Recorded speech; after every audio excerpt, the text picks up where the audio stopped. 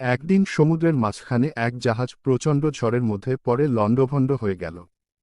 সেই জাহাজের বেঁচে যাওয়া এক যাত্রী ভাসতে ভাসতে এক নির্জন দ্বীপে এসে পৌঁছাল।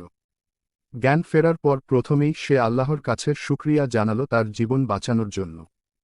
প্রতিদিন সে দ্বীপের তীরে এসে বসে থাকত যদি কোনো জাহাজ সেদিকে আসে এই আশায়, কিন্তু প্রতিদিনই তাকে হতাশ হয়ে ফিরে আসতে হতো।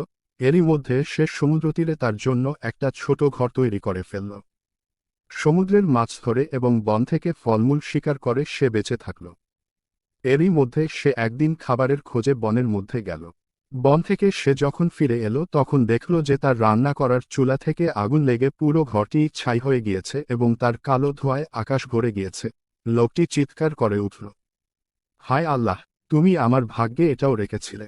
পরদিন সকালে এক জাহাজের আওয়াজে তার ঘুম ভাঙল। জাহাজটি সেই দ্বীপের দিকে তাকে উদ্ধার করার জন্যই আসছিল। সে অবাক হয়ে বলল, তোমরা কিভাবে জানলে যে আমি এখানে আটকা পড়ে আছি? জাহাজের ক্যাপ্টেন জানাল, তোমার জ্বালানো ধোঁয়ার সংকেত দেখে।